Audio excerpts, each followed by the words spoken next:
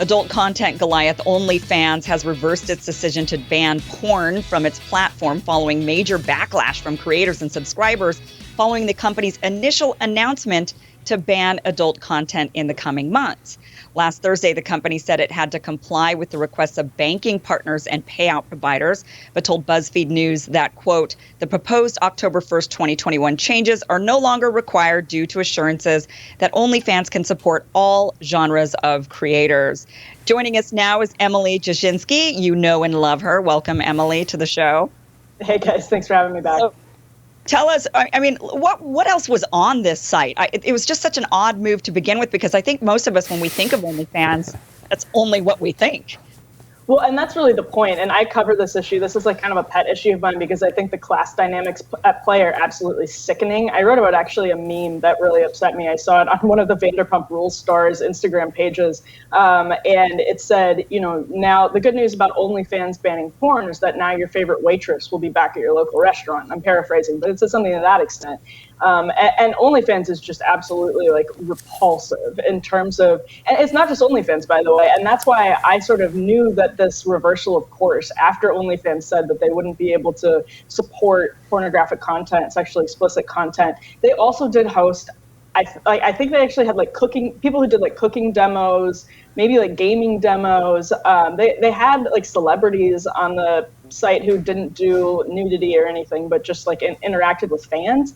And that was, I think, the mechanism that they thought they could probably sell on its own. But it was always clear that they would reverse course on this because the market for this right now is absolutely massive and it's not stigmatized in the culture anymore. And OnlyFans was initially making the argument that payment processors, it was so stigmatized legally and culturally that payment processors were pressuring them to not allow sexually explicit content on the platform. That changed course in a matter of a couple of days. What OnlyFans does should be shameful. They make it extremely easy for young people, men and women, to commodify their bodies. And when all of the content creators were upset, when they said they wouldn't be able to host nudity and sexually explicit content anymore, they said, you're treating us like objects. Well, yeah, that's the inevitable consequence of commodifying your body. I actually don't think pornography should be illegal. I don't think prostitution even should be illegal. But when you engage in the commodification of your body and of your most intimate sexuality, you will be treated like an object in this era of decadent capitalism because they can make money off of it and they can sell it. And so they're going to sell you just like they sell cars. I think that's very well said, Emily. And I come from the same boat of I think both prostitution and pornography should be legal. However, they're highly unregulated industries, particularly the adult film industry, that allows women to be subjugated to all sorts of abuse and mistreatment. Whereas if, you know, this is something that we actually have on platforms that there is some degree of regulation on, perhaps that could bring down the terrible treatment that it brings onto women. But something that's always stood out to me, and I'd be curious your thoughts, Emily, this is a bit of a sidebar. Why is pornography legal because it's filmed and we see it as art, but then prostitution because it happens privately behind closed doors is not legal? Is there a bit of a disconnect there? Yeah, oh, absolutely.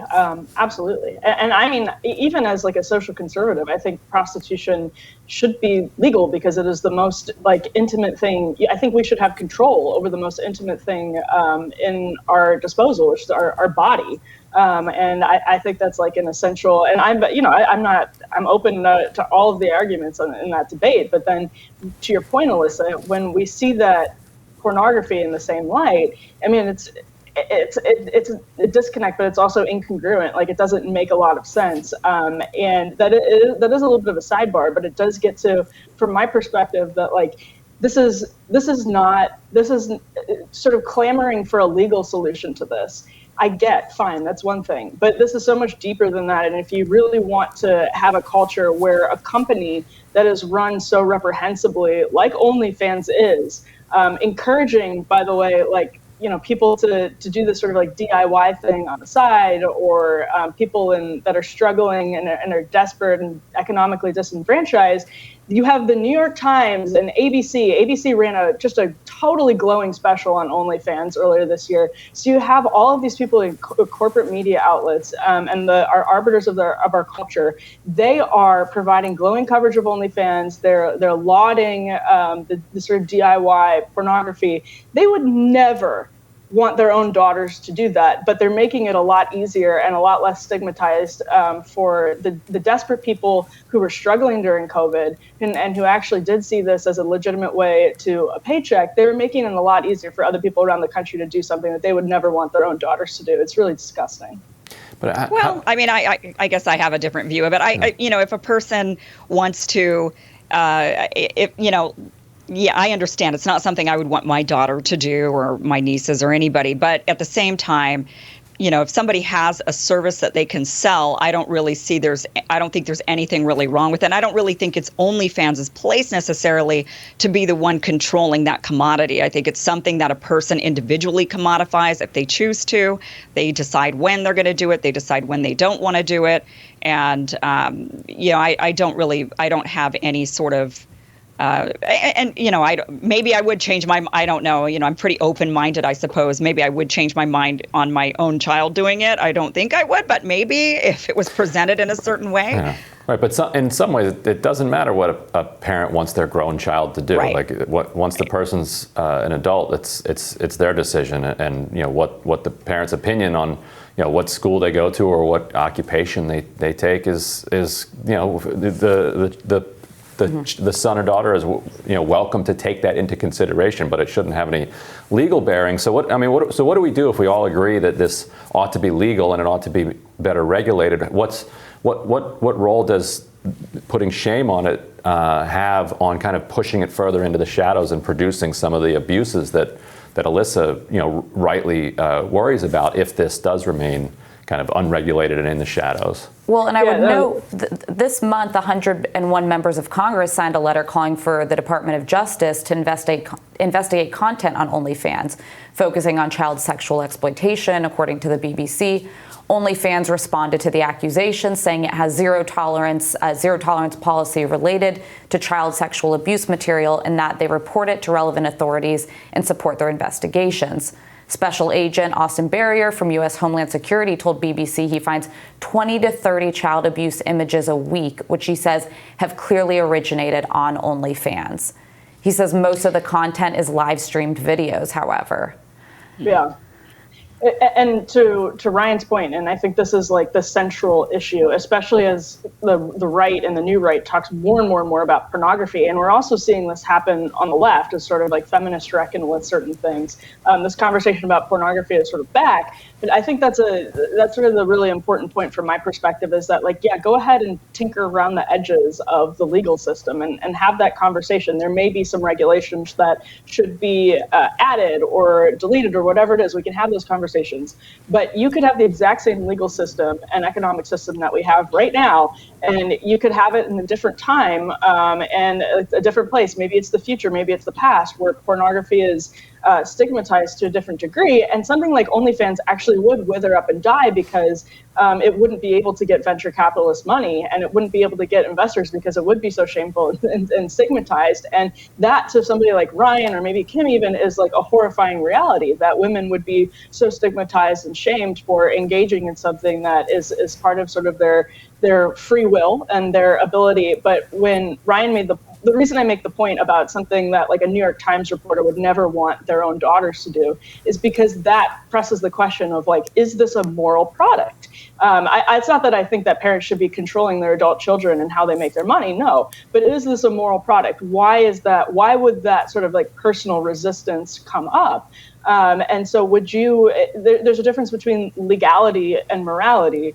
And in this case, I'm open to the arguments on this, but I think at the end of the day, when push comes to shove, it's difficult to make the argument that this is a moral product because you do sort of inevitably become you become this byproduct and this object, and you're treated that way by the capitalists who want to sell you like they want to sell a car. And if you want to engage in, that mutual agreement, again, if you want to be transactional about your body and your intimacy, go ahead. But whether or not that's moral is a very different question. Well, and I would just note it's a platform that's just ripe for exploitation. And I mean, we live in an era where even things like revenge porn isn't properly regulated. You're not able to get it off the internet. So the lack of autonomy and ownership that I think a lot of these content creators on OnlyFans are going to find down the road that they have is going to raise even more questions about the morality of it. Yeah. And one point to add, that there are a lot of dads who have intense queasiness just about their daughters dating anybody. So yeah, but, we got to be careful putting too much stock in the queasy feelings of a dad. Yeah, I mean, spoken like exactly, a dad. Exactly. And these arguments kind of remind me of, back when Playboy first came out, and it was like, oh no, what are we going to do about this? Or even just the pornography industry in general. And I think, that's where some of us that are more liberal on this issue feel on it as like, look, 30 years ago, being in Playboy was something that was considered really immoral, and people were very queasy about it. And then as time went on, it became, well, it's artful, it's fine, people are okay with it, and so that's why I think this, we're just living where we are right now, but maybe in 20 or 30 years we'll have a very different view of all of this, and we'll be viewed as very Puritan right now having this conversation.